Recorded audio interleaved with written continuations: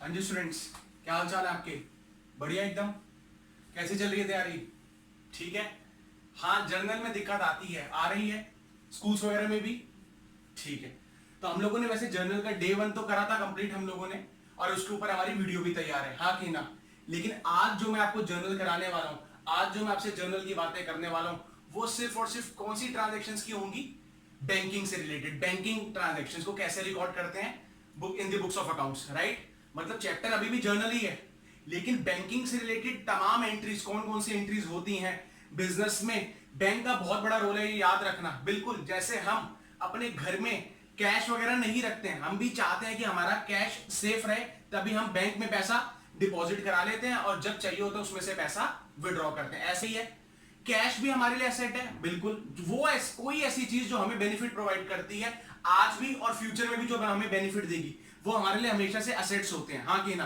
तो कैश भी एसेट है और बैंक भी हमारे लिए क्या है? एसेट है। उसी हिसाब से एक बिजनेस ऑर्गेनाइजेशन के लिए, एक सोल प्रोप्राइटर के लिए, या कोई भी फॉर्म ऑफ बिजनेस के लिए कैश तो एक एसेट है ही, साथ में जहां पर वो अपना पैसा जिस फाइनेंशियल इंस्टीट्यूट के साथ डिपॉजिट करके रहता है, जिसको हम बैंक बोलते हैं, वो भी उस बिजनेस के लिए क्या है? एसेट है। मतलब ये याद रखना कि कैश और बैंक दोनों फर्म के लिए क्या है? दोनों बिजनेस ऑर्गेनाइजेशन के लिए क्या है? एक एसेट है। आओ जरा अपनी गाड़ी को स्टार्ट करें, और आज का टॉपिक है सिर्फ और सिर्फ क्या? Banking transactions. कौन सी transactions? Banking. Banking journal entries, हाँ कि ना? Banking journal entries, right? Banking journal entries, ठीक है जी।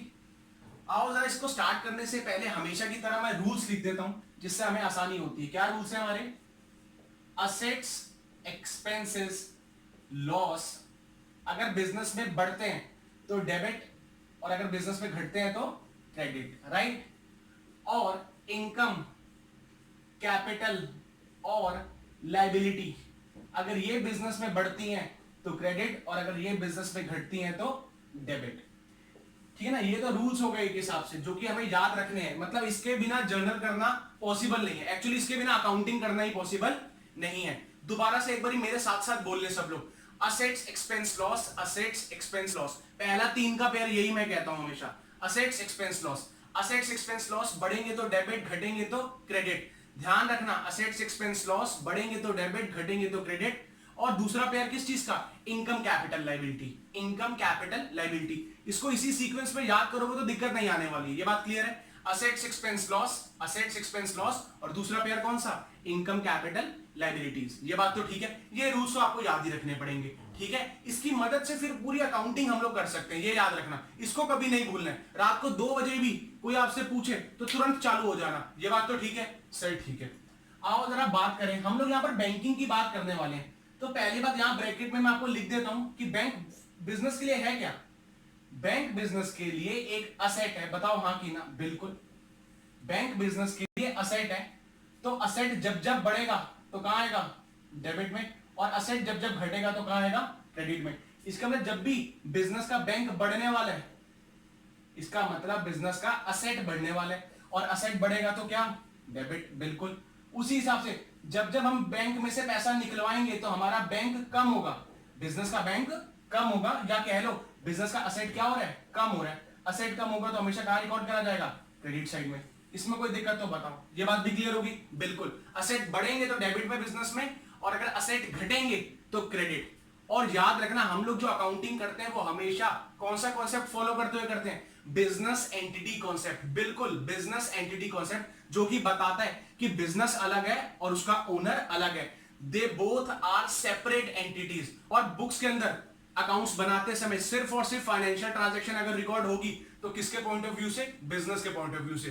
कभी भी जिंदगी में, कभी भी, चाहे 12th करो, ग्रेजुएशन करो, मास्टर्स करो, कोई प्रोफेशनल कोर्स करो, अकाउंट्स जब तक है तब तक तो ये बिजनेस एंटिटी कॉन्सेप्ट चलेगा ही चलेगा। और सारी ट्रांजैक्शंस सिर्फ और सिर्फ बिजनेस के पॉइंट ऑफ व्यू से रिकॉर्ड होंगी, कभी भी ओनर के पॉइंट ऑफ व्यू से रिकॉर्ड नहीं होंगी। ये बात याद रहेगी, हमेशा रहनी चाहिए, ठीक है ना? आओ जरा स्टार्ट करें कुछ ट्रांजैक्शंस। सबसे पहले नंबर वन ट्रांजैक्शन के बारे में हम क्या सीखेंगे?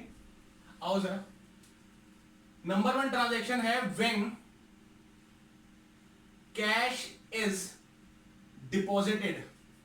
Cash is deposited into bank. क्या कर रहे हैं हम यहां पर, बताओ जरा एक बार फटाफट से। जब हमने कैश डिपॉजिट करा बैंक के अंदर, हमने मतलब बिजनेस की बात कर रहा हूं, हाँ कि ना, हमेशा ही बिजनेस की बात हो रही है, ओनर से लेना देना ही नहीं है, ये बात तो क्लियर है बिल्कुल। Cash is deposited into bank, इसका मतलब बिजनेस अब कैश डिपॉजिट करा रहा है अपने बैंक के अंदर। बताओ हो क्या रहा है, कौन कौन सी दो बातें आपको समझ में आ गई हैं, मैं बताता हूं कौन कौन सी दो बातें आपको समझ में आई होंगी।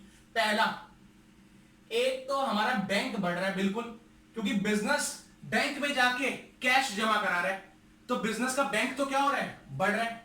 और क्योंकि हम लोग कैश डिपॉजिट करा रहे हैं, बिजनेस कैश डिपॉजिट करा रहे हैं, तो बिजनेस का कैश क्या हो रहा है, बिजनेस का कैश कम हो रहा है बिल्कुल। मैं गया अपने घर से निकला और मैंने आईसीआईसीआई बैंक में गया, जहां पर मेरा अकाउंट था, वहां पर मैंने पैसे डिपॉजिट करा दिए। मैंने वहां पर पैसे डिपॉजिट कराए तो मैंने अपने पॉकेट में से कैश दिया बैंक वालों को, तो बैंक वालों के अंदर, बैंक वाले ने मेरा अकाउंट बढ़ा दिया होगा बैंक के अंदर, लेकिन मेरी पॉकेट में से मेरा कैश क्या हो गया, कम हो गया। बस मैंने यही लिखा है। जब भी ध्यान रखना, जब भी कैश डिपॉजिट होगा बैंक के अंदर, तो ऑब्वियसली मेरा बैंक तो बढ़ जाएगा, लेकिन मेरी पॉकेट का या बिजनेस का कह लो कैश क्या हो जाएगा, कम हो जाएगा। मैंने आपको बताया, चाहे मैं बैंक की बात करूं चाहे कैश की बात करूं, दोनों ही असेट्स हैं। असेट्स बढ़ते हैं तो रूल देखो डेबिट, और असेट्स घटते हैं तो क्रेडिट। तो जो असेट मेरा बढ़ रहा है वो है बैंक, इसका मतलब ये तो क्या होने वाला है, पक्का सर डेबिट होने वाला है। और जो असेट घट रहा है जो कि कैश है, वो घटेगा तो कहां रिकॉर्ड होगा, क्रेडिट साइड में होगा। तो एंट्री तैयार होगी हमारी। देखो जरा एंट्री क्या हम बोलेंगे, सबसे पहले डेबिट की एंट्री होती है बिल्कुल। तो जो असेट बढ़ रहा है, जिस नाम से बढ़ रहा है, किस नाम से असेट बढ़ रहा है, बैंक के नाम से असेट बढ़ रहा है, तो एंट्री हो जाएगी बैंक अकाउंट डेबिट। क्यों मैंने बैंक को डेबिट करा, क्योंकि बैंक मेरा असेट है और वो बढ़ रहा है, असेट बढ़ते हैं तो डेबिट। टू, मेरा एक असेट घट भी रहा है कैश के नाम से, क्योंकि जब मैंने बैंक में पैसा जमा कराया तो मेरा बैंक तो बढ़ गया, लेकिन मेरी पॉकेट में से मेरा कैश क्या हो गया, घट गया। कैश क्योंकि असेट है, कैश क्योंकि असेट है और असेट घटते हैं तो क्रेडिट में रिकॉर्ड होते हैं। इस एंट्री में कोई दिक्कत तो बताओ। स्टेप बाय स्टेप चलेंगे, कोई जल्दी नहीं है, क्योंकि एक बारी की मेहनत हमेशा से, फाउंडेशन अगर क्लियर हो गया अकाउंट्स का तो जिंदगी में कभी दिक्कत नहीं आनी है अकाउंट्स के अंदर। लेकिन यही दिक्कत हुई तो बहुत दिक्कत है, ठीक है ना। तो छोड़ो सारी मुसीबतों को और आराम आराम से सीख लो जरा, क्या दिक्कत हो गई, हाँ कि ना। पहली एंट्री नोट करो फटाफट से, cash is deposited into bank की ट्रांजैक्शन हमने सीख ली है, पक्का। स्टार्ट कर सकते हैं दूसरी, आओ सर। अब सेकंड ट्रांजैक्शन देखना क्या है। ये तो थी जब हमने कैश डिपॉजिट करा बैंक में, लेकिन कभी उल्टा भी तो हो सकता है। Cash is withdrawn, cash is withdrawn from bank. हाँ बिल्कुल ऐसा होता है, और क्या। अब मान लो आप लोग हो, ठीक है ना, आप लोगों को मोबाइल चाहिए। सर यार हमने अपने पापा को बोला कि हमें ना एक मोबाइल लेके दे दो, तो पापा ने क्या करा, पापा के पास मान लो बिजनेस के अंदर कैश नहीं पड़ा था, तो वो बैंक में गए और बैंक से पैसा निकाल के लेके आए अपने, मान लो अपने एम्प्लॉयज को सैलरी देने के लिए। उनके पास सैलरी देने के लिए पैसे नहीं थे, उन्होंने बैंक में से पैसा निकाला ताकि बिजनेस में वो पैसा लेके आ सके, ताकि क्या हो जाए, एम्प्लॉयज की सैलरी दी जाए। तो पैसा अब बैंक में से निकाला जा रहा है, बैंक में डाला नहीं जा रहा, पैसा बैंक से निकाला जा रहा है। तो कौन कौन सी दो बातें हैं, फिर से बिल्कुल दो बातें तो यही हैं, एक तरफ कैश और दूसरी तरफ बैंक। बिल्कुल बैंक से पैसा निकाल रहा है, तो बताओ जरा मेरी जेब में से कैश जा रहा है कि कैश आ रहा है। भाई मैंने बैंक से निकाला क्या, अल्टीमेटली कैश, तो मेरा कैश अब मेरी पॉकेट में, मेरा कैश बढ़ जाएगा, हाँ कि ना, बिल्कुल। और वो पैसा मैंने निकाला कहां से है, बैंक से, तो मेरा बैंक क्या हो जाएगा, कम हो जाएगा। यही तो हो रहा है ऑब्वियसली। मैं कैशियर के पास गया, मैंने कैशियर को बोला भाई ये लो सेल्फ का चेक और मैं अपना पैसा निकलवाने वाला हूं।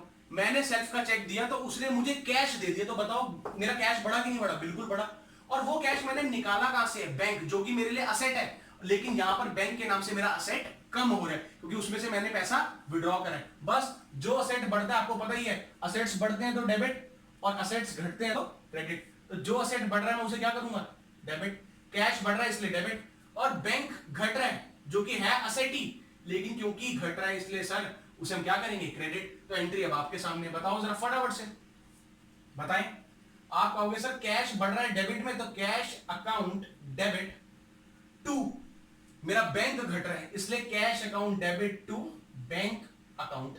सिंपल सी बात है बॉस, जो असेट बढ़ रहा है उसको मैं डेबिट कर रहा हूं और जो असेट घट रहा है उसको मैं क्रेडिट कर रहा हूं। कोई दिक्कत हो बताओ, सिंपल सी बात है। घबराते हो आप लोग बेकार में, डरने की जरूरत ही नहीं थी, है ना। बस देखो इसे ध्यान से, कोई दिक्कत है तो पूछो। सॉर्टेड एकदम, वेरी गुड। आओ जरा थर्ड एंट्री की तरफ चलें। आओ आओ आओ, बस मेरे साथ साथ काम करो, देखो कितना आसान है सब कुछ। तीसरी बात, थर्ड एंट्री जो हमारी है वो है कैश विड्रॉन। कैश विड्रॉन, आप कहोगे सर अभी तो विड्रॉन की एंट्री करी, लेकिन वो जो विड्रॉन की एंट्री थी वो हम लोगों ने पैसा बिजनेस के लिए ही निकलवाया था, लेकिन यहां विड्रॉन का मतलब कुछ और है। कैश विड्रॉन फ्रॉम बैंक, लेकिन किस पर्पस के लिए? For personal use. ओके, दोनों बातों में फर्क था। पिछली एंट्री के अंदर जो हमने पैसा विड्रॉ करा है वो बिजनेस के लिए ही विड्रॉ करा है, लेकिन इस एंट्री में बैंक से पैसा तो निकाल रहे हैं, लेकिन क्या बिजनेस के लिए? नहीं, पर्सनल यूज। हाँ कि ना? बिल्कुल, दोनों बातों में फर्क है, समझ में आया?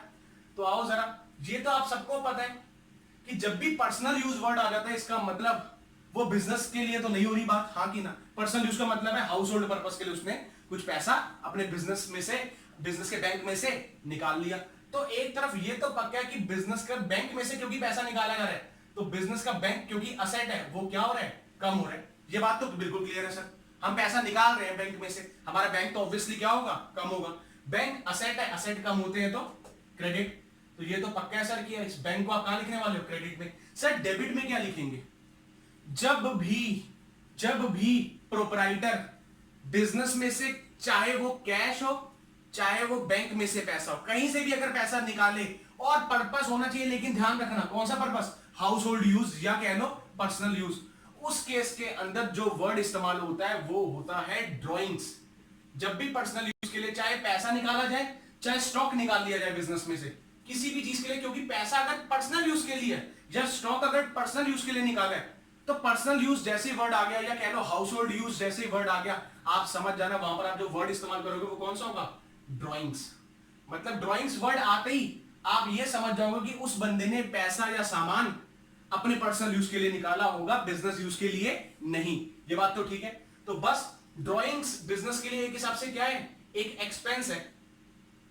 और सबको पता है एक्सपेंस बढ़ते हैं, ये देखो एक्सपेंस बढ़ते हैं तो कहां रिकॉर्ड होते हैं? डेबिट में। बिल्कुल, एक्सपेंस बढ़ रहे हैं यहां पर ड्रॉइंग्स के नाम से, तो एक्सपेंस बढ़ते हैं तो कहां रिकॉर्ड होने चाहिए? सर डेबिट में होने चाहिए। बिल्कुल। और या सिंपली आप कह सकते हो इस ड्रॉइंग्स की वजह से ही तो बिजनेस का बैंक क्या हुआ है? कम हुआ है। हाँ कि ना? हमने कैश विड्रॉ करा है पर्सनल यूज के लिए बैंक में से, तो बैंक कम हुआ है, तो बताओगे नहीं कि बैंक किस लिए कम हुआ है? ऑब्वियसली हम जितनी भी बुक्स ऑफ अकाउंट्स बनाते हैं वो इंटरेस्टेड यूजर्स के लिए बनाते हैं। इंटरेस्टेड यूजर्स वो जिनके काम बुक्स ऑफ अकाउंट्स आती है। तो मान लो कोई मेरे को बुक्स ऑफ अकाउंट्स दे के चला गया, अब मैं बुक्स ऑफ अकाउंट्स जब देखूंगा और वहां पर लिखा होगा कि बैंक अकाउंट क्रेडिट हो रहा है, बैंक अकाउंट क्रेडिट का मतलब मैं समझ जाऊंगा कि इस बिजनेस का बैंक क्या हुआ है? कम हुआ है। इसका मतलब जरूर बिजनेस ने बैंक में से कुछ पैसे निकाले हैं, लेकिन रीजन भी तो देना पड़ेगा कि वो बैंक जो कम हुआ है, वो बैंक में से पैसा जो कम हुआ है वो किस वजह से हुआ है। तो मुझे बताना पड़ेगा कि भाई मुझे ड्राइंग्स वर्ड लिखना पड़ेगा, और जैसे मैं ड्राइंग्स वर्ड लिख दूंगा तो किसी भी यूजर को यह बात समझ में आ जाएगी कि सर के बिजनेस में जो बैंक अकाउंट था वो जो कम हुआ है उसका रीजन जरूर होगा कि सर ने पर्सनल यूज के लिए कुछ पैसा निकाला होगा। तो क्लैरिफिकेशन तो देनी पड़ेगी ना कि किस वजह से मेरा बैंक कम हुआ। तो मेरी क्लैरिफिकेशन का आंसर क्या होगा? ड्राइंग्स की वजह से मेरा पैसा कम हुआ, मैंने पर्सनल यूज के लिए कुछ पैसा निकाला बैंक में से, इसलिए मेरा बैंक कम हुआ। तो बस एक्सपेंस बढ़ते हैं तो डेबिट। एक्सपेंस किस नाम से हो रहा है? पर्सनल यूज वर्ड आ गया तो एक्सपेंस का नाम ही क्या हो गया? ड्राइंग्स। और एक्सपेंस बढ़ते हैं तो डेबिट, इसलिए ड्राइंग्स डेबिट। और उस ड्राइंग्स की वजह से मेरा बैंक कम हो गया, कैश कम नहीं हुआ।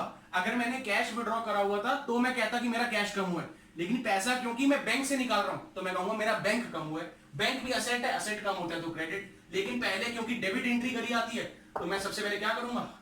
मैं एंट्री लिखूंगा कुछ इस तरीके से, मैं कहूंगा ड्रॉइंग्स अकाउंट डेबिट। ड्रॉइंग क्योंकि एक्सपेंस है, एक्सपेंस बढ़ रहा है इसलिए मैंने डेबिट में लिखा। ड्रॉइंग्स अकाउंट डेबिट टू, इस ड्रॉइंग करने की वजह से मेरा बैंक कम हो गया क्योंकि मैंने बैंक से पैसा निकाला है और बैंक मेरा कम हो गया। तो टू बैंक अकाउंट, ब्रैकेट में मैं लिख सकता हूं मेरा असेट कम हो रहा है। कोई दिक्कत है तो बताओ? एकदम क्लियर? आराम से इसको लिखो एक बारी, फिर हम आगे चलें।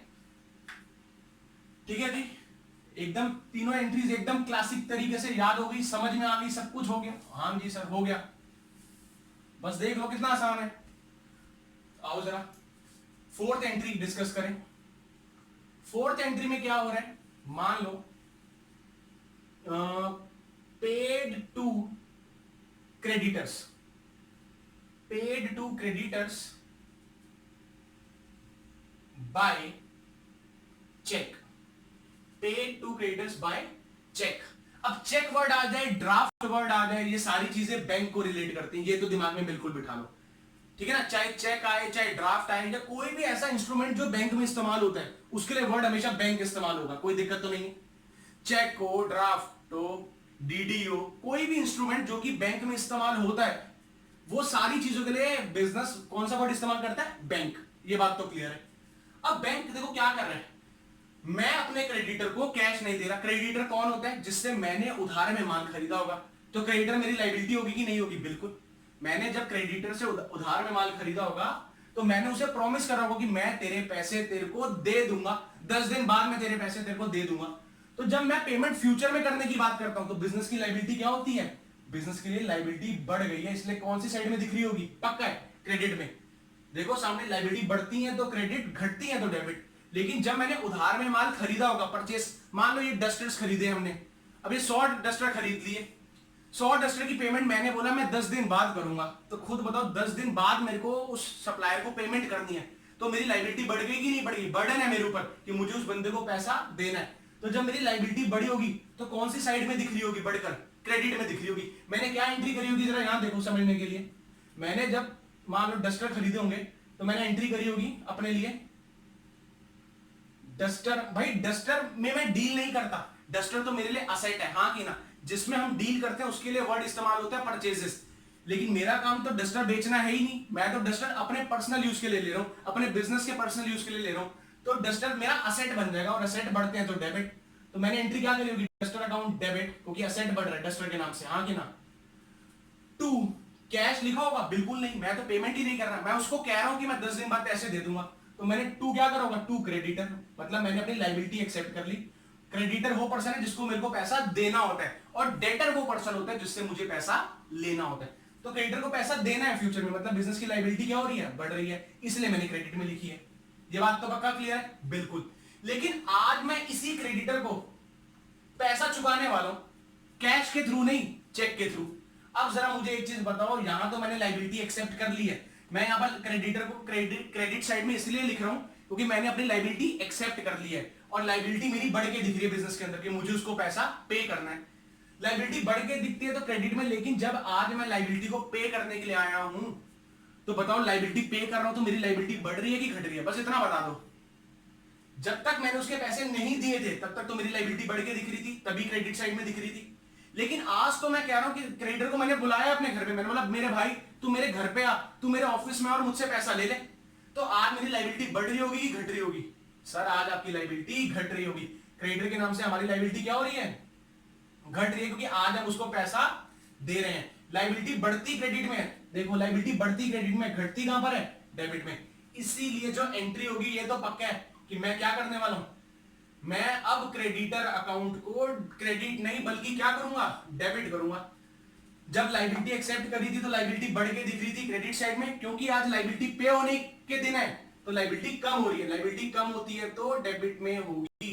और क्रेडिटर अकाउंट डेबिट टू, मैं टू क्या करूं, क्रेडिट में क्या लिखूं, क्या मैंने उसको कैश में पेमेंट दी है, नहीं, कैश में पेमेंट दी होती तो मेरा कैश कम हो जाता और एसेट कम होता तो मैं उसे क्रेडिट में लिखता, तो एंट्री क्या लिखता, creditor account debit to cash. लेकिन मैं तो उसको कैश दे नहीं रहा, मैं तो पेमेंट कर रहा हूं किसके थ्रू, चेक के थ्रू। और मैंने आपको बताया चाहे चेक हो, चाहे डीडी हो, या कोई भी इंस्ट्रूमेंट ऐसा हो जो बैंक में इस्तेमाल होता है, उन सब वर्ड्स के लिए वर्ड बैंक ही इस्तेमाल होगा। तो खुद बताओ मेरा कैश कम हो रहा है, नहीं सर कैश तो दे ही नहीं रहे, लेकिन मैं उसे चेक के थ्रू पेमेंट कर रहा हूं, चेक मतलब बैंक के थ्रू पेमेंट कर रहा हूं। तो जब मैं बैंक के थ्रू पेमेंट कर रहा हूं तो बताओ मेरे बैंक का पैसा बढ़ रहा होगा कि मेरे बैंक का पैसा घट रहा होगा, सर आपके बैंक का पैसा घट रहा होगा। बैंक आपके लिए असेट है और असेट घटता है तो क्रेडिट में आता है, इसीलिए टू कैश नहीं सर, पेमेंट हुई चेक के थ्रू, तो आप लिखोगे टू बैंक अकाउंट। हम कहेंगे ब्रैकेट में क्या, असेट कम हो रहा है इसलिए क्रेडिट। कोई दिक्कत तो बताओ, बहुत लॉजिकल बात थी लेकिन बहुत मजेदार बात थी, सीखने वाली बात थी। कोई दिक्कत है तो बताओ, इस पर थोड़ा समय लगेगा हमें, समय तो लगेगा, देखो धीरे धीरे एंट्रीज का लेवल क्या होता है, बढ़ेगा बस, लेकिन समझने वाली बात है। ये जस्ट मैंने आपको एक इंपॉर्टेंट नोट यहां पर इसलिए बताया ताकि आपको ये समझ में आए कि जब मैंने असेट खरीदा अपने लिए डस्टर के नाम से तो मेरी लायबिलिटी बढ़ गई थी क्योंकि मैंने उधार में माल खरीदा था, और जब मैं पेमेंट कर रहा हूं मेरी लायबिलिटी घट रही है और साथ में मेरा बैंक भी कम हो रहा है क्योंकि मैं पेमेंट कैश के थ्रू नहीं किसके थ्रू कर रहा हूं, चेक के थ्रू कर रहा हूं। ये बात तो क्लियर है? बस लिखो इसे अच्छे से, नोट करो फटाफट से।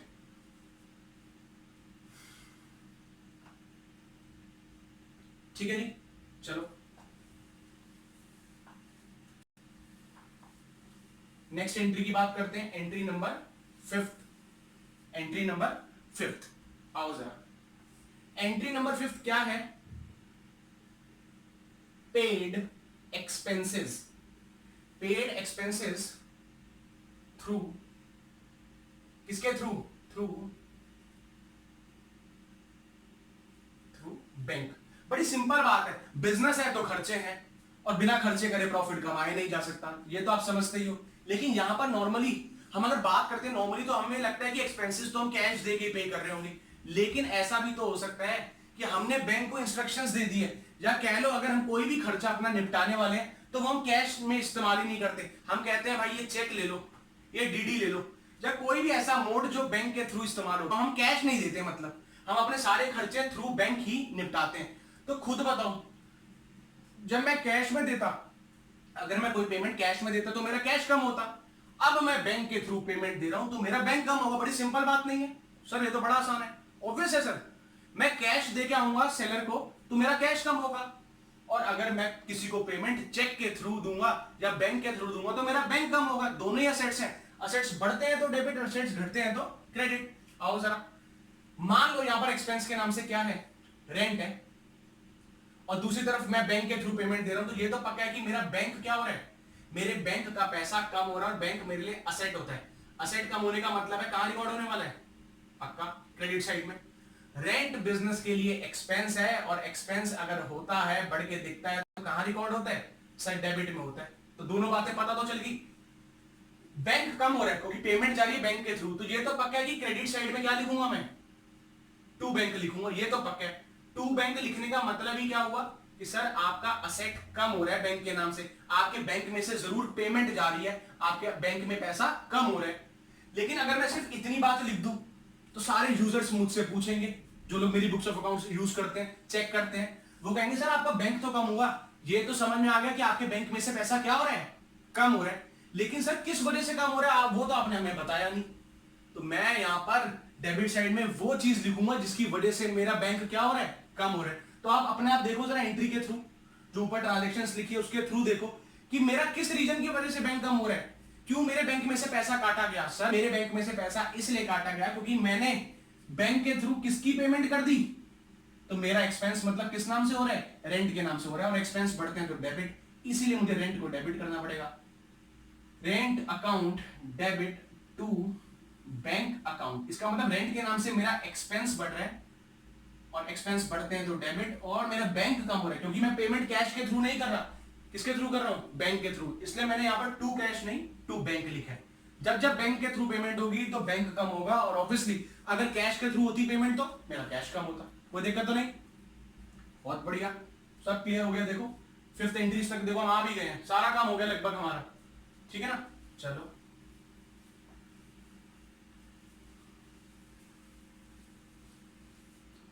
6th एंट्री पे आए फटाफट से देखो। 6th एंट्री हम क्या सीख सकते हैं? डिविडेंड मान लो, चलो dividend received by bank on behalf of business, on behalf of business. मतलब समझे इस बात का? सर पहली बात तो डिविडेंड का मतलब, भाई डिविडेंड का मतलब होता है जब कोई पर्सन किसी कंपनी में पैसा इन्वेस्ट करता है। मान लो यहां पर हम सोल प्रोप्राइटरशिप की अकाउंटिंग कर रहे हैं, उस ओनर ने किसी कंपनी में पैसा इन्वेस्ट करा हुआ है, रिलायंस के साथ मान लो पैसा इन्वेस्ट करा हुआ है। अब रिलायंस के पास उसने पैसा इन्वेस्ट कर दिया, तो बताओ वो कुछ रिटर्न एक्सपेक्ट करता है कि नहीं करता है? बिल्कुल। यहां पर मिस्टर एक्स मान लो, एक्स ने पैसा रिलायंस की कंपनी के साथ लगा दिया। अब एक्स क्या एक्सपेक्ट कर रहा है कि रिलायंस ने मुझसे पैसा तो ले लिया, अब रिलायंस खुद भी कमाएगी और मुझे भी कमा के देगी। तो एक्स को जो रिटर्न मिलनी है, एक्स ने जो पैसा इन्वेस्ट करा है उस इन्वेस्टमेंट के अगेंस्ट जो उसको पैसा मिलना है, एक्स की कमाई जो होगी, एक्स की कमाई का नाम क्या होगा? डिविडेंड होगा। कोई दिक्कत तो नहीं है? इसका मतलब एक्स जब भी कभी शेयर्स के नाम से इन्वेस्टमेंट करेगा किसी कंपनी के अंदर, एक्स को जो पैसा मिलना होगा या कह लो एक्स की जो कमाई होगी, उस कमाई का नाम क्या होगा? डिविडेंड। अब हमने रिलायंस को बोला, रिलायंस यार तू जो हमें डिविडेंड पे करेगी ना, वो कैश में मत पे कर, मेरा अकाउंट नंबर ले ले और वो पैसा सीधा मेरे अकाउंट में तू जमा करा दे। रिलायंस ने बोला कोई बात नहीं सर, आप जैसा बोलो। अब जरा फटाफट से मुझे एक चीज बताओ, क्या मेरा कैश बढ़ेगा कि मेरा बैंक बढ़ेगा? अब तो आप सीख चुके हो सर, पक्का पक्का बैंक ही बढ़ने वाला है, क्योंकि कैश तो आप रिसीव ही नहीं कर रहे। आपने तो रिलायंस को बोला सीधा पैसा कहां ट्रांसफर करा देना? मेरे बैंक में। इसका मतलब यहां पर हमारा बैंक बढ़ने वाला है। बताओ हाँ कि ना? सीधा पैसा बैंक में आएगा तो बैंक बढ़ेगा, और बैंक बढ़ेगा तो डेबिट होगा, क्योंकि बैंक हमारे लिए असेट है। चलो मान लो मैं एंट्री करने लग गया, यहां देखो एंट्री क्या करूंगा मैं कहूंगा बैंक अकाउंट डेबिट। क्यों बैंक को डेबिट करा? क्योंकि सीधा पैसा बैंक में आएगा और मेरा बैंक बढ़ जाएगा, बैंक असेट है इसलिए डेबिट में। अगर मैं इतनी एंट्री लिख देता हूं, फिर बताओ, फिर लोग पूछेंगे, फिर यूजर्स मुझसे पूछने लग गए सर बैंक तो बढ़ गया, लेकिन ये तो बताओ कि किस नाम से बढ़ा, ऐसी कौन सी चीज आपने रिसीव करी है, कहां से आपको पैसा आया है? तो मैंने बोला अच्छा मैं बताऊंगा उनको पैसा मेरे को किस नाम से मिला है, डिविडेंड के नाम से पैसा मिला है। मैं लिख दूंगा बस, मेरी कमाई का नाम डिविडेंड हो जाएगा। तो मैं कहूंगा बैंक बढ़ा किस वजह से? डिविडेंड की वजह से। तो एंट्री हो जाएगी bank account debit to dividend account, या कह लो डिविडेंड हमारे लिए इनकम है। और देखो जरा यहां पर इनकम अगर बढ़ती है तो वो भी कौन सी साइड में रिकॉर्ड होती है? क्रेडिट साइड में। मेरी इनकम का नाम डिविडेंड है, इसलिए मैं कहूंगा मेरी इनकम बढ़ रही है, इसलिए क्रेडिट साइड में आ गई। या आप सिंपली कह सकते हो बैंक बढ़ा, तो बताओगे ना किसी को कि किस नाम से बढ़ा, तो आप कहोगे डिविडेंड के नाम से बढ़ गया। कोई दिक्कत तो नहीं है? बिल्कुल क्लियर, वेरी गुड। लिखो इसको अच्छे से, नोट करो, समझो। ठीक है जी, बिल्कुल क्लियर, फर्स्ट क्लास, एकदम मजे से। यार बहुत आसान बातें होती हैं, पता नहीं हम क्यों डर जाते हैं, है ना भाई? आओ जरा सेवेंथ एंट्री की बात करें। इंटरेस्ट चार्ज्ड बाय बैंक, ऐसा लिखा हुआ है। इंटरेस्ट चार्ज कर रहा है बैंक हमसे। भाई इंटरेस्ट चार्ज क्यों कर रहे हैं? सबसे पहला सवाल तो ये है, सर क्यों कोई हमसे पैसा चार्ज कर लेगा? यार मुझे एक चीज बताओ, स्कूल जाते हो फ्री में, तो स्कूल फीस चार्ज करते हैं, सर फीस चार्ज करते हैं, ऑब्वियस है, वेरी गुड। ट्यूशन जाते हो, सर बिल्कुल। टीचर फ्री में पढ़ाते हैं, अरे सर कैसी बात है, फीस चार्ज करते हैं, मैंने बोला बिल्कुल। तो भाई ये जो बैंकिंग है, ये जो बैंकिंग जो हमें सर्विसेज प्रोवाइड हो रही है बैंक के नाम से, तो आपको नहीं लगता जो बैंकिंग सेक्टर है वो भी तो मेहनत कर रहा है, वो भी तो काम कर रहा है, तो क्या वो आपसे कुछ पैसा नहीं चार्ज करेगा सर्विस देने का? बिल्कुल करेगा। तो बस ये जो बैंक चार्जेस हैं, ये जो कह लो बैंक ने हमसे इंटरेस्ट चार्ज कर लिया है, वो एक हिसाब से इंटरेस्ट चार्जेस का मतलब यहां पर ये समझो कि हम लोगों ने मान लो कोई पैसा या कह लो चलो लोन ले रखा था, तो जब हमने लोन ले रखा है तो बैंक हमसे उसके अगेंस्ट इंटरेस्ट चार्ज करेगी कि नहीं करेगी? बिल्कुल करेगी। इंटरेस्ट चार्ज कर रही है हमसे, हमारा इंटरेस्ट के नाम से एक्सपेंस हो रहा है कि नहीं हो रहा है? बिल्कुल। इंटरेस्ट तो हमारे लिए एक हिसाब से लॉस हो गया, एक्सपेंस हो गया, चाहे फिर वो एक्सपेंस है चाहे फिर वो लॉस है, बढ़ते हैं तो दोनों कहां पर आते हैं? डेबिट में, हाँ कि ना? और क्योंकि बैंक वालों ने हमसे इंटरेस्ट चार्ज करा है तो बैंक में से कर लिया होगा तुरंत। तो बताओ मेरे बैंक में उन्होंने पैसा डाला होगा कि बैंक से पैसा निकाल लिया होगा? सर उन्होंने पैसा निकाल लिया होगा, क्योंकि वो इंटरेस्ट हमसे चार्ज कर रहे हैं। हमारे लिए इंटरेस्ट एक हिसाब से लॉस है, बताओ हाँ कि ना? बिल्कुल। बिजनेस के लिए इंटरेस्ट एक लॉस है, जिसकी वजह से हमारे बैंक में पैसा बढ़ा होगा कि घटा होगा? सर घटा होगा। उन्होंने इंटरेस्ट चार्ज करा है, हमसे पैसे काट लिए होंगे, उस पैसे काटने की वजह से हमारा बैंक जो होगा वो कम हो गया होगा सर। और बैंक मतलब असेट, असेट घटता है तो कहां पर? क्रेडिट में, हाँ कि ना? बिल्कुल। तो अगर मैं यहां पर लिख दूं टू बैंक, टू बैंक लिखने का मतलब ही है कि हमारे बैंक में से कुछ पैसा क्या हुआ है? कम हुआ है। अगर मैं सिर्फ इतनी बात लिखूं तो फिर लोग पूछेंगे, फिर यूजर्स पूछेंगे सर आपने बैंक को कम तो कर दिया, हम समझ गए कि आपके बैंक में से कुछ पैसा क्या हुआ है? कम हुआ है। लेकिन वो फिर पूछेंगे कि सर किस वजह से आपकी बैंक का पैसा कम हुआ है? तो मैं आंसर दूंगा इंटरेस्ट, क्योंकि मेरे को देना पड़ा है इसलिए बैंक वालों ने मुझसे बैंक में से पैसा काट लिया। तो मुझे रीजन देना पड़ेगा कि क्यों मेरा बैंक कम हुआ है। तो रीजन क्या है वहां पर? इंटरेस्ट। तो इंटरेस्ट मेरे लिए लॉस है, इंटरेस्ट लॉस है, लॉस बढ़ता है तो डेबिट। एंट्री क्या होगी? Interest account debit. क्यों इंटरेस्ट को डेबिट करें? क्योंकि मेरा लॉस है, लॉस बढ़ते हैं तो डेबिट, इसीलिए। अब इस एंट्री को पढ़ के देखो तो बात समझ में आएगी। हम कहेंगे इंटरेस्ट के नाम से हमें लॉस हुआ है, जिसकी वजह से बैंक वालों ने हमसे पैसा चार्ज कर लिया है, जिसकी वजह से मेरा बैंक बढ़ा नहीं बल्कि बैंक घट गया, क्योंकि बैंक वालों ने इंटरेस्ट चार्ज करा है। हमारे लिए तो वो नुकसान है, और मेरे बैंक का पैसा बढ़ेगा नहीं भाई। जब पैसा मुझसे चार्ज किया जाता है तो मेरा पैसा कम होता है, इसलिए मेरा पैसा बैंक में था और बैंक वालों ने इंटरेस्ट चार्ज करा है, तो उन्होंने मेरे बैंक में से पैसा निकाल लिया होगा, मेरे बैंक को कम कर दिया होगा, इसीलिए interest account debit to bank account. कोई दिक्कत हो बताओ? पक्का?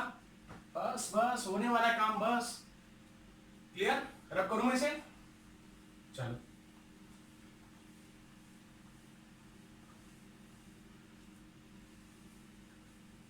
एट एंट्री पर आ जाए। आओ सर, एट एंट्री क्या कहती है? Payment of bank loan, payment of bank loan by, चलो चेक, बाय चेक। अच्छा मुझे एक चीज बताओ, बैंक लोन, कभी हमने बैंक से लोन ले रखा है तो बताओ हमारी लायबिलिटी बड़ी होगी उस समय कि नहीं बड़ी होगी? बिल्कुल वो क्रेडिटर वाली बात जो मैंने अभी आपको बताई थी।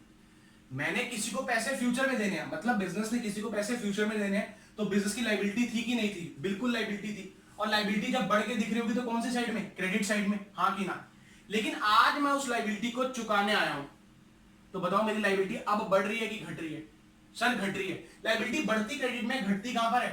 तो जब मैंने कभी बैंक से पैसा लिया होगा तो बताओ मैंने क्या एंट्री करी होगी? देखो जरा बड़े ध्यान से, मेरे पास पैसा आया होगा जब मैंने लोन लिया होगा, तो एंट्री मैंने क्या करी होगी? Cash account debit. मेरा असेट बढ़ा होगा क्योंकि मैंने बैंक से पैसा लिया है। टू, साथ में मेरी लायबिलिटी भी तो बढ़ गई होगी, टू बैंक लोन, हाँ कि ना? इस एंट्री का ये मतलब हुआ कि मेरा कैश तो बढ़ गया क्योंकि मैं बैंक से क्या लेके आ रहा हूं? लोन। और साथ में मेरी लायबिलिटी भी तो बढ़ गई क्योंकि ये पैसा मेरा नहीं है, कल को ये मेरे को पैसा लौटाना है, इसलिए बैंक लोन के नाम से मेरी लायबिलिटी बढ़ गई है। लेकिन मेरे पास क्योंकि कैश भी आ गया है तो मेरा असेट भी बढ़ गया। लेकिन यहां मैं ये समझाना चाहता हूं कि मैंने बैंक लोन को क्रेडिट क्यों करा है? मैंने बैंक लोन को इसलिए क्रेडिट करा है क्योंकि वो मेरी लायबिलिटी है, और लायबिलिटी बढ़ती है तो कहां रिकॉर्ड होती है? क्रेडिट में। इसलिए बैंक लोन को हमने क्या करा है? क्रेडिट। लेकिन आज तो मैं बैंक लोन चुकाने आया हूं, तो आज मेरी लायबिलिटी बढ़ रही होगी कि घट रही होगी? सर आज आपकी लायबिलिटी घट रही होगी। लायबिलिटी बढ़ती है तो क्रेडिट, और आप पे करने आए हो तो आपकी लायबिलिटी घट रही है, इसलिए डेबिट करो। तो मैं एंट्री क्या करूंगा? मैं कहूंगा बैंक लोन अकाउंट डेबिट। बड़ा सीधा सा रीजन है, यहां लायबिलिटी बढ़ रही है और यहां लायबिलिटी कम हो रही है क्योंकि मैं पे करने आया हूं। टू, क्या मैं टू कैश लिख दूं? सर कैश तो आप तब लिखते जब आपने बैंक लोन कैश में चुकाया होता और आपका कैश कम हो रहा होता। जहां तो आप पेमेंट कैश के थ्रू कर ही नहीं रहे, आप तो चेक दे रहे हो, तो आपका कैश नहीं घट रहा, आपका बैंक घट रहा होगा। और बैंक भी क्योंकि असेट है, और असेट घटते हैं तो देखो, असेट घटते हैं तो क्रेडिट में। असेट किस नाम से घट रहा है? कैश के नाम से ना, बैंक के नाम से घट रहा है। चेक मतलब बैंक है, तो बैंक को घटा दो सर, टू बैंक अकाउंट, और ब्रैकेट में क्या लिख सकते हैं? असेट कम हो रहा है। कोई दिक्कत तो बताओ? बड़ी सिंपल बात थी, बिल्कुल सिंपल बात है सर। ठीक है जी, ये पॉइंट नंबर 8 हो गया हमारा। लिखो इसे। ऊपर वाली बात बहुत इंपॉर्टेंट है, इससे रिलेट करोगे तो आसानी हो जाएगी बिल्कुल।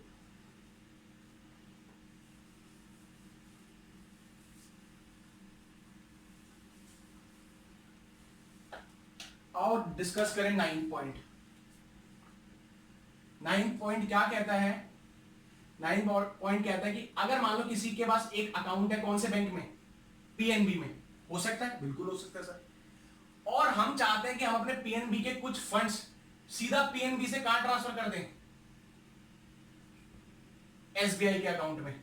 एक बिजनेस के दो अकाउंट्स हो सकते हैं कि नहीं हो सकते हैं? बिल्कुल बिल्कुल हो सकते हैं। तो अब मैं क्या चाहता हूं, मेरा पैसा सीधा पीएनबी से ट्रांसफर होकर कौन सा अकाउंट में चला जाए? एसबीआई अकाउंट के। तो पीएनबी भी मेरे लिए क्या है एक हिसाब से? ऑब्वियसली बैंक है। और एसबीआई भी क्या है मेरे लिए? बैंक है। तो मेरे एक बैंक से दूसरे बैंक में पैसा जा रहा है, तो इस बैंक का पैसा क्या हो रहा है? कम हो रहा है। असेट कम होते हैं तो बताओ फटाफट से। और इस बैंक में पैसा जा रहा है एसबीआई में, तो बैंक के अंदर मेरा पैसा बढ़ रहा है, मतलब मेरा असेट बढ़ रहा है। असेट बढ़ता है तो डेबिट। तो सर ये तो बड़ा आसान है, एंट्री क्या हो जाएगी फटाफट से? लास्ट बस बातें रह गई हैं कुछ। इस बैंक का पैसा बढ़ रहा है और इस बैंक में से क्योंकि पैसा जा रहा है, ये वाला बैंक घट रहा है, तो जो असेट बढ़ता है वो डेबिट और जो असेट घटता है वो क्रेडिट। तो आओ जरा, जो बैंक बढ़ रहा है उसको डेबिट कर दो, बस एंट्री बताओ।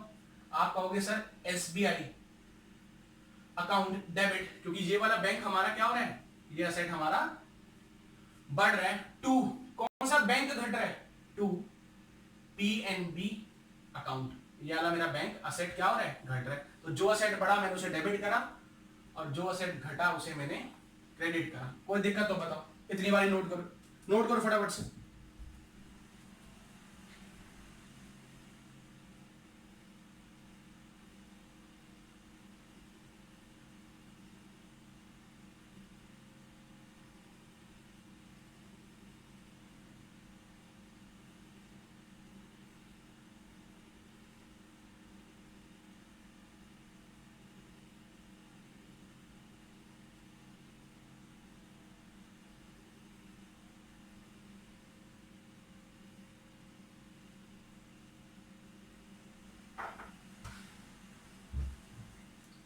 ठीक है स्टूडेंट्स, बढ़िया से समझ में आ गई सारी बातें बैंक से रिलेटेड, जर्नल एंट्रीज। एक आखिरी बात करा दूं, बस आखिरी, बोलो बस एक बारी, हाँ सर करा दो। हाँ मैं करा रहा हूं, बिल्कुल दिल नहीं तोड़ूंगा आज भाई मैं, आज जैसा कहोगे वैसा करेंगे। एक और कर ले, एंट्री नंबर 10 के नाम से कर लेते हैं, 10 का दम हो जाएगा हमारा। आओ 10th एंट्री, क्योंकि 10 है एक बड़ा यूनिक नंबर है और 10 का दम है, तो यहां पर आपको दम दिखाना पड़ेगा। आओ जरा मेरे साथ साथ। यहां पर बहुत बढ़िया एक बात है, बड़े ध्यान से देखना। मान लो मिस्टर एक्स हैं जिनको पैसा मिला, जिनको चेक मिला एक्चुअली कौन सी तारीख को? 1 अप्रैल को। ऐसा हो सकता है बिल्कुल। एक्स ने किसी से पैसा लेना था, एक्स ने किसी से पैसा लेना था और एक्स को वो चेक देके चला गया। और मान लो जो पैसा देके जा रहा है उनका नाम है mister Y. Mister Y, Y payment देके जा रहे हैं किसको? एक्स को। तो वाई हो गए एक हिसाब से कौन? डेटर। हाँ कि ना? बिल्कुल। जिनसे पैसा मिलना होता है वो कौन हो गए? डेटर। तो एक्स कहेगा मेरे पास चेक तो आ गया, बिल्कुल। वाई ने क्या इशू करा? उसे चेक ही तो इशू करा, लेकिन कौन सी तारीख को? 1 अप्रैल को। तो बताओ एक्स की बुक्स की अगर मैं बात करूं, मैं तो किसकी बुक्स की बात कर रहा हूं? एक्स की। मुझे वाई से लेना देना नहीं है, मैं तो अपनी बुक्स मेंटेन करूंगा ना। तो मान लो एक्स के पास चेक आ गया, तो एक्स के पास चेक आने का मतलब क्या हुआ? एक्स के पास फायदा आ रहा है कि एक्स के पास नुकसान आ रहा है? बस इतना बता दो।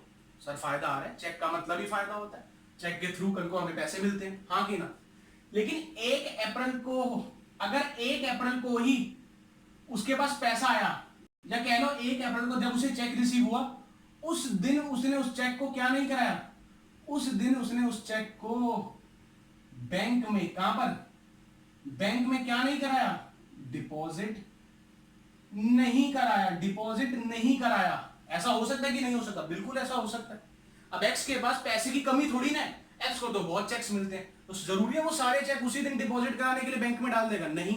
तो एक्स ने उस दिन चेक तो रिसीव कर लिया, लेकिन उसे बैंक में डिपॉजिट नहीं कराया। तो क्या एंट्री होगी? एक्स के पास चेक तो आ गए, तो चेक एक हिसाब से फायदा तो है एक्स के लिए, इसमें तो कोई डाउट नहीं है। और फायदा मतलब असेट है, फ्यूचर में इसके अगेंस्ट हमें क्या मिलेगा? एक्स को पैसा मिलेगा। तो एक हिसाब से चेक्स असेट ही है, और असेट बढ़ते हैं तो डेबिट। तो एंट्री में क्या करूंगा? बड़े ध्यान से देखने वाली बात है, मैं कहूंगा checks in hand account debit. इसमें कोई दिक्कत तो नहीं है। चेक्स इन हैंड मतलब जिस दिन मुझे अगर चेक मिला होगा, उस दिन अगर मैं उसे चेक को बैंक में डिपॉजिट नहीं कराता, तो चेक्स इन हैंड ही तो हुए, मेरे हाथ में चेक तो हुआ। तो बस चेक्स इन हैंड हमारे लिए बन गया एक असेट, और असेट बढ़ता है तो डेबिट। टू जिस पार्टी से मिला है, किससे मिला है? टू वाइज अकाउंट, हाँ कि ना? बिल्कुल, कोई दिक्कत तो नहीं है। मतलब चेक्स इन हैंड मिला, किससे मिला? वाई से मिला।